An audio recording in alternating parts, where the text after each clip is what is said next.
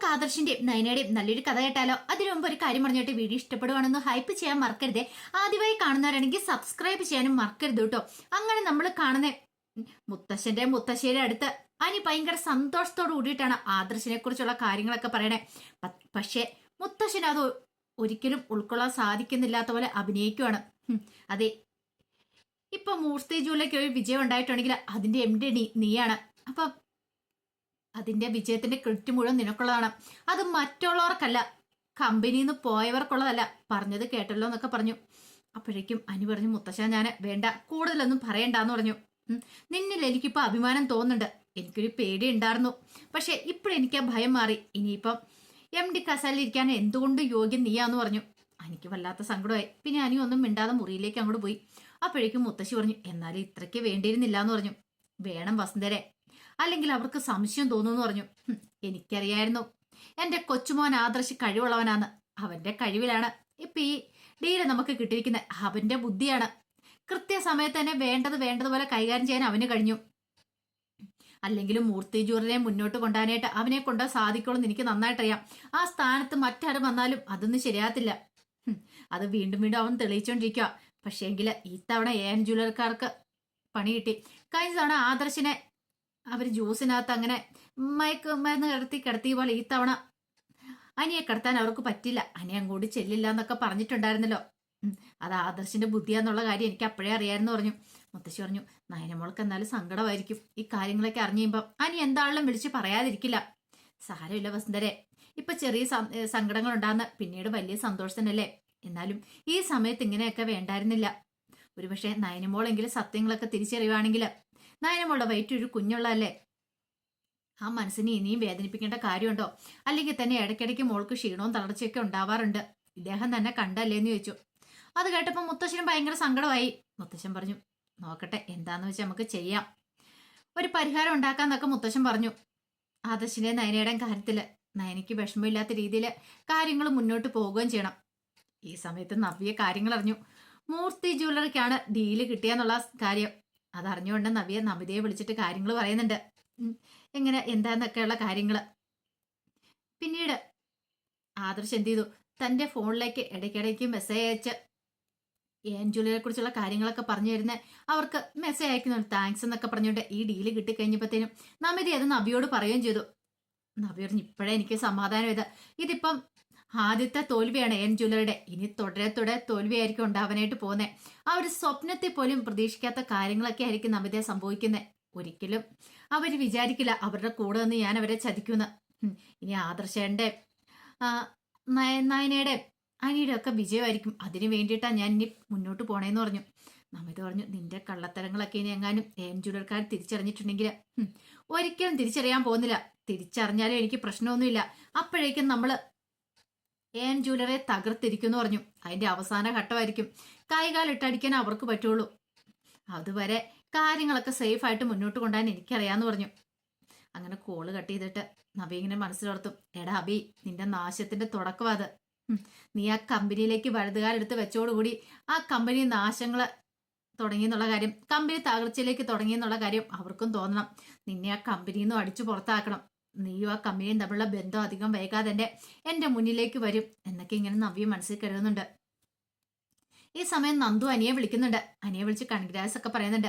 അപ്പോഴേക്കും അനി പറഞ്ഞു, അതെ, എന്റെ കഴിവൊന്നുമല്ല, ഇത് ആദർശേണ്ട കഴിവാന്ന് പറഞ്ഞു. നന്ദു പറഞ്ഞു, എനിക്കറിയാം, എന്നാലും ഇതിന്റെ ക്രെഡിറ്റ് നിനക്കൂടെ ഉള്ളതല്ലേ.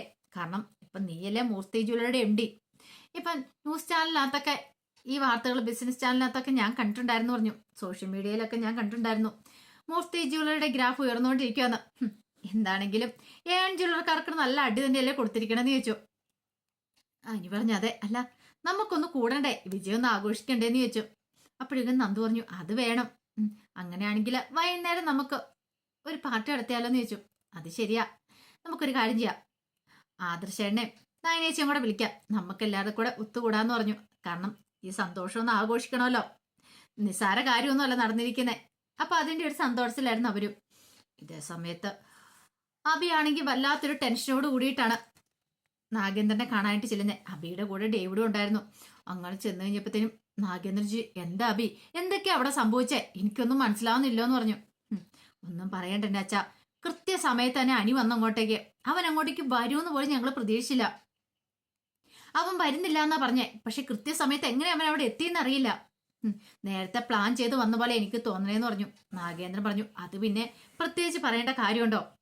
ഇവിടെ നിനക്ക് ബുദ്ധി ഇല്ലാന്ന് പറഞ്ഞേ. നിന്റെ തന്ത്രങ്ങളൊന്നും പോരാ ബി.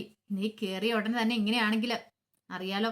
അപ്പോഴേക്കും അവന്തിക പറഞ്ഞു, അല്ലെങ്കിലും അബിയാൻ നീ കാര്യത്തിൽ കുറച്ച് പിന്നോട്ടാന്ന് പറഞ്ഞു.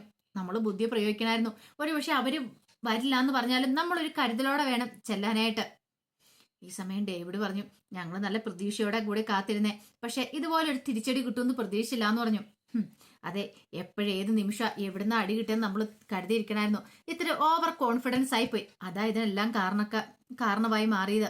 അല്ലായിരുന്നെങ്കിൽ ഒരു കാരണവശാലും ഇങ്ങനെയൊന്നും സംഭവിക്കില്ലായിരുന്നു പറഞ്ഞു. ഇതേ സമയത്ത് അവധി പറഞ്ഞു, ഇനിയിപ്പോ എന്ത് ചെയ്യുന്നു ചോദിച്ചു. എന്ത് ചെയ്യാനായിട്ടാ? ചെറിയ ഡീലൊന്നും അല്ല നഷ്ടപ്പെട്ടിരിക്കുന്നേ. വലിയ കോടികളുടെ ബിസിനസ്സാണ് പോയിരിക്കുന്നത്. ഇതോടുകൂടി അവരുടെ ഗ്രാഫ് വളരെ ഉയർന്നിരിക്കുക. ഇനിയിപ്പോ എന്ത് ചെയ്യാൻ പറ്റും? ഒന്നും ചെയ്യാൻ പറ്റാത്ത കണ്ടീഷനിലെ കാര്യങ്ങളൊക്കെ മുന്നോട്ട് പോയിക്കൊണ്ടിരിക്കുന്നത്. ഡേവിഡ് പറഞ്ഞു, സാരമില്ല സാറേ, നമുക്കിനി അടുത്ത തവണ പിടിക്കാന്ന് പറഞ്ഞു. മൂർത്തി ജ്വല്ലറി അത്ര പെട്ടെന്നൊന്നും താർക്കാൻ പറ്റില്ലെന്ന് മനസ്സിലായില്ലേ? ഈ ഒറ്റ ഇതോട് കൂടിയിട്ട് അവരുടെ ഗ്രാഫ് ഉയർന്നു പോങ്ങി. ഇങ്ങനെ 1-2 ഡീലും കൂടെ കിട്ടുവാണെങ്കിൽ അവർ ഉറപ്പായിട്ടും നമ്മളെക്കാളും ഒരു പടിയും കൂടെ ഉയർന്നു നിൽക്കും. അങ്ങനെ വന്നിട്ടുണ്ടെങ്കിൽ നമ്മുടെ ജ്വല്ലറിക്ക് തകർച്ചയായിരിക്കും ഉണ്ടാകാൻ പോകുന്നത്. ആദർശ് കമ്പനിക്ക് പുറത്താന്ന് പറഞ്ഞിട്ട് കാര്യമില്ല ബി. അവൻ നല്ല രീതിയിൽ പുറത്തുനിന്ന് കളിക്കുന്നുണ്ട്. അത് കേട്ടപ്പോൾ അബി പറഞ്ഞു, എനിക്കും അത് തോന്നുന്നുണ്ട്. അനിയെ കൊണ്ട് തന്നെ ഇതൊന്നും പറ്റുന്ന കാര്യമല്ല. അവനതിനുള്ള കഴിവും പ്രാപ്തിയൊന്നുമില്ല. ഈ പറയുന്ന മുത്തശ്ശനും ആദർശം എല്ലാവരും കൂടെ ചേർന്നിട്ടാന്ന് തോന്നേ നമുക്കിട്ട് പണി തന്നിരിക്കണേന്ന് പറഞ്ഞു. നാഗേന്ദ്രൻ പറഞ്ഞു, അങ്ങനെയാണെങ്കിൽ പണിക്ക് തിരിച്ചടി തന്നെ കൊടുക്കണം. ഉറപ്പായിട്ടും ഇതിനുള്ള തിരിച്ചടി കൊടുക്കണം. കൊടുക്കാതിരിക്കാൻ പറ്റില്ല എന്ന് പറഞ്ഞു. അധികം വൈകാതെ അത് ഞാൻ ചെയ്യും. അവരുടെ ജ്വല്ലറി തകർന്ന തരിപ്പണമാണ്. എങ്കിൽ മാത്രമേ എനിക്ക് സമാധാനമാകത്തുള്ളൂ എന്ന് പറഞ്ഞു. നാഗേന്ദ്രനെ സഹിക്കാനും പറ്റുന്നില്ല. അപ്പുറത്തെ കാര്യങ്ങളായിരുന്നല്ലോ ഇതൊക്കെ. പിന്നീട് അബി വീട്ടിലേക്ക് വരുവാണ്. അബി വീട്ടിലേക്ക് വന്നപ്പം ജലജ കാത്തിരിക്കുന്നുണ്ടായിരുന്നു. അബിയെ കണ്ടപടി തന്നെ ജലജ പറഞ്ഞു, എടാ എന്തൊക്കെയാടാ സംഭവിച്ചോണ്ടിരിക്കണേ? നീ അല്ലേ പറഞ്ഞ നിനക്ക് ഈ ഡീല് കിട്ടുമെന്നൊക്കെ പറഞ്ഞേ. എന്നിട്ട് എന്തായെന്ന് ചോദിച്ചു. ദേ, ഒന്നും പറയാതിരിക്കുന്ന ഭേദം. അനി നമ്മളോട് എന്താ പറഞ്ഞേ? അവൻ ഡീൽ ഉറപ്പിക്കാൻ വരുന്നില്ലെന്നല്ലേ പറഞ്ഞേ. എന്നിട്ട് അവന് അവിടേക്ക് വന്നു നമ്മളെ തെറ്റിദ്ധരിപ്പിക്കാനായിട്ട് അവൻ അങ്ങനെയൊക്കെ പറഞ്ഞെന്ന് പറഞ്ഞു. എടാ, നീ ഇതുപോലെ വെറും മരം മണ്ടനായപ്പോലോ. അവൻ പറഞ്ഞ വാക്കുകളൊക്കെ കേട്ടിട്ട് അതൊക്കെ വിശ്വസിച്ചിട്ട് ഇനിയിപ്പൊ ആകെപ്പാടെ വയ്യാത്തൊരവസ്ഥയെപ്പി തല ഉയർത്തിപ്പിടിച്ച് നിൽക്കാൻ പോലും പറ്റുന്നില്ലേ വീട്ടില്, നിനക്ക് അറിയാവുന്ന ചോദിച്ചു. അത് കേട്ടപ്പോ അഭി പറഞ്ഞു, എനിക്ക് അതിനേക്കാളും വല്ല അവസ്ഥയാ. അമ്മയ്ക്കറിയാമല്ലോ, ഞാൻ അവിടെ മാനേജറായതിനു ശേഷമുള്ള ആദ്യത്തെ തകർച്ച ചെയ്ത് എനിക്കത് ചിന്തിക്കാൻ പോലും പറ്റുന്നില്ല. അമ്മ ഉദ്ദേശിച്ച പോലെ ഒന്നും അല്ല കാര്യങ്ങളെന്ന് പറഞ്ഞു. എടാ, നീ ഇതൊക്കെ പറയുന്നുണ്ട്. എന്റെ ബുദ്ധിമുട്ടും വേദനയൊക്കെ എനിക്കും അറിയോളെന്ന് പറഞ്ഞു. നിന്നോട് പറഞ്ഞിട്ട് കാര്യമില്ലോ. അല്ലെങ്കിൽ തന്നെ എനിക്കിവിടെ ഒരു വിലയില്ലായിരുന്നു.